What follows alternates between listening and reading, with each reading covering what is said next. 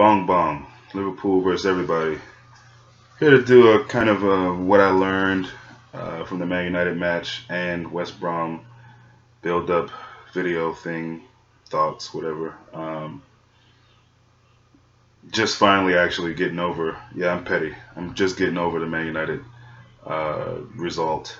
I think Man United supporters are definitely going to be supporters who are the more happy from that match. Coming to Anfield, getting a draw. I'm sure they'd be pleased with that. Just felt like a loss for us. So took me a minute to get over it. Just wasn't in the right frame of mind to make a video after the game. I did one at halftime. Just couldn't. I, I was just too hurt. I was just too hurt that day. So anyway, what I more so what I know, and we just haven't improved on. But let me talk about the positives first. Clean sheet, of course. Although I just don't think Karius is the one. Not for me anyway. Everybody's gonna have their opinion, but I think he should be on the bench. But yeah, clean sheet. So let's give the team credit, but we gotta give Man United credit as well. Whatever the game plan that Jose Mourinho had drawn up for his team all week, they definitely executed that at a high level. I thought, and they played defense together, and it made it hard for us. At the same time, we had the better chances. And in those chances, we just weren't clinical enough, which has been the same old story for some time now. They have arguably the best keeper in the league. I think Valencia made the challenge of the game and saved the match for them. A very clean, very measured, very tight, crisp last second tackle there on Firmino and caused him to miss an opportunity. So, yeah, I just got to give Man United credit. As much as it hurts to say that, but they executed their game plan, and you can see it was something that Marino was very proud about. And they made Liverpool on the day look very, very ordinary. Um, and I think a lot of Man U supporters, neutral fans, or whatever, were wondering where is this Liverpool team that's been real sexy and they've been real fast and pacey and just been taking teams by storm. The most of the teams that we played, and I was wondering that too. Just coming out looking really flat. Uh, it was almost like you had to, halftime. I would have had to just like pass around a picture of Man United, to all the players. It was almost like they forgot who we were playing. It just didn't seem like they were up for it, and I hate to make that assumption. I'm sure they were up for it, but the play just looked really lackadaisical, rusty. Emery Chan was really rusty. He had some moments there at the end of the half, end of the first half that I thought he was trying to get something going. But there's shouts for Coutinho and Firmino for player of the match, and I mean they had some moments, but to me there was no real player of the match, which is really sad to say. I think the defense did really well. I could probably give them a collective man of the match, the back four.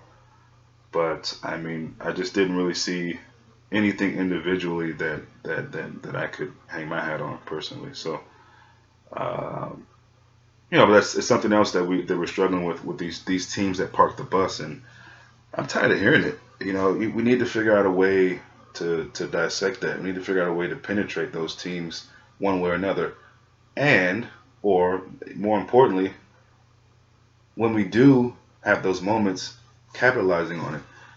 Being clean without finishing.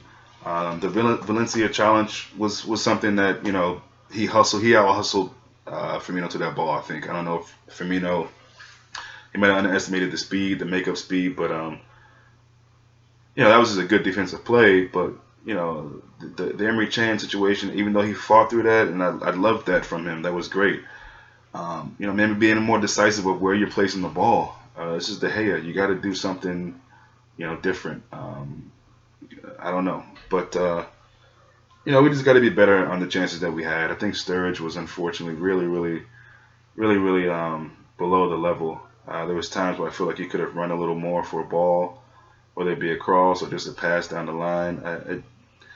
I don't know. I don't know. It's slowly but surely um, becoming a situation where it just seems like he's just not fit to be in this way that we're going, and the kind of way we like to play just doesn't seem like he's going to fit there. And I'd love to believe that he's going to be part of this team this season, but for some reason I just feel like he's not fit to play in the system that we have right now, and that really hurts me to say because I love Sturridge, but only time will tell. But again, no one really stood out for me.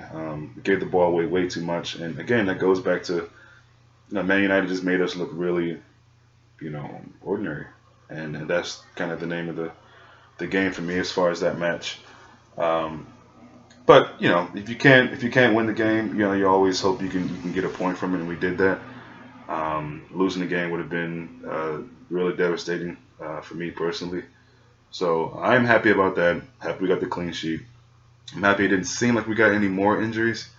Looks like Lallana will be back for the West Brom match. Not too sure about Genie. He might need another week just to recuperate a bit. But wouldn't mind seeing Emery out there again. I just think he needs a run of games. And so at the weekend, if we need him, I'd be happy to see him again. And then in Tottenham, maybe he can get another run.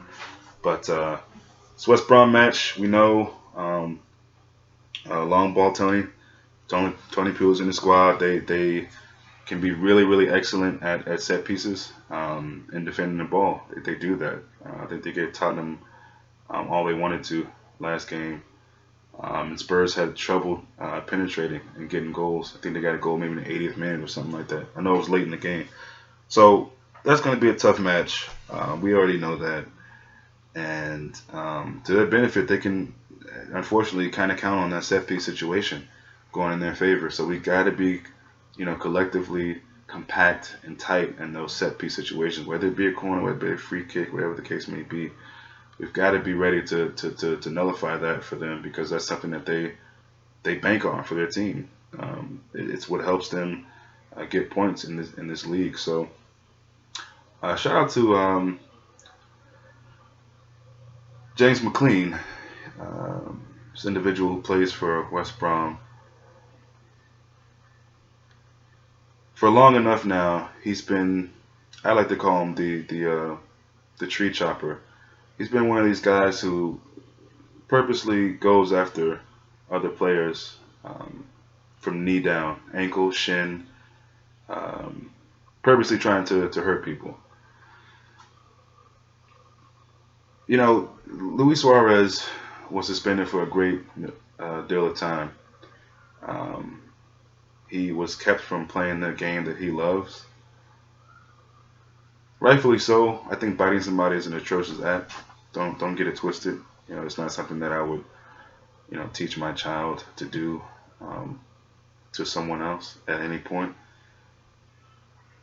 At the same time, it's a bite, and the individuals that he, bit. I don't remember any of them losing any game time. This guy McLean are making tackles that can end somebody's career. And doesn't seem like he has any kind of remorse about it. The more important thing is the powers that be aren't doing much about it. And so I think it needs to be looked at a little more closely what this guy is doing. Just incredibly, incredibly terrorizing tackles. And I'm all for a good tackle, and I'm a defensive football guy. I love a game. When people watch games and there's not a bunch of goals, those are usually the games that I like. I like really tough, ugly, scrappy games, and so I'm all for the physical element and the tackles and all that. But this guy brings it on another level. He's gone. He's somewhere in space on a different planet with the style of play that he has, and he's a pretty poor footballer in my opinion. And I think he tries to, for lack of a better term, make up for that with this very caveman-like approach to the way he plays the game. So, James McLean, I'm looking forward to seeing you Saturday. I'm looking forward to somebody putting you down. And I'd hate to wish that on the player, but if there's anyone who deserves it, it's him. Atrocious what he does out there in the field. And I just wish we had an enforcer that can just, go out there and do what he had to do to just put him down, put him out the game, something. Figure out a way of doing it without getting a red card. I don't know, but um, I'm looking to see some hard tackles on him. And you heard it here first. Not that you all don't know this. If you watch football, you know about this guy. But I'm almost certain that we'll see, one of his acts of terror Saturday. So stay tuned for that. Something to look out for. Rondon, I think, is a very underrated forward, man. Very big, physical. He's got pace, good in the air. Just a strong guy. Another guy you want to keep an eye on. And then they've had Chadley, former Spurs player who's come on really strong, scored a goal against his former team at the weekend. They got a strong squad. So we got to be ready. We got to be ready, and it's a opportunity for us to bounce back from a poor performance. I'm sure the players are just as disappointed in themselves as we are, and so they'll be looking to get back and get back to winning ways. We need to score some goals. We need to get back to goal scoring. We had 2 goals against Swansea. That was nice. One was a penalty. But we have got to get goals again. Start getting that back. I'm looking for Monty to make an appearance and show up. He was pretty absent in the game versus Man U. Again, I think Man U just really set up a certain way of playing against us that really nullified any of our flair players at all. So yeah, we're gonna have games like that. It's a long season, and as good as we can be when we're allowed to enjoy our football, teams can nullify that. And I think Man United might put out a blueprint for some teams of how to play us. And yeah, we didn't have Lallana, and yeah, we didn't have Genie, but we've got good enough players that we had on the team that should have done better. And a lot of times it's looked at as teams taking advantage of us or nullifying it, but a lot of times we're allowing these things to happen. Playing scared like that, not any confidence in the ball, too impatient a lot of times. So just got to be a little cleaner. Trust the system, trust what it's been doing because it's been working for us. We've been winning games and getting positive results. So trust your skill, trust the team, trust the manager, trust that what you're doing is right and going to work out for the squad, and just go with that. Um, so, looking for another tight game against West Brom. I'm going to say 1-0. I think it's going to be really, really scrappy. I think we're going to struggle just a bit. And I think in the end we'll get a goal. But I do think it's going to be really tight. And so, but I'll take that. 1-0 is great. We just need to grind out a win against them. They're one of those teams that I just see that coming as a real grind out physical match with plenty of cards to go around. So that's my prediction. 1-0. At the end of the day, I just want us to fight a little harder than we did against West against Man United. And I think we'll do that. I think we'll bounce back. We have it in us. It hasn't been too many times we've had back-to-back weak performances.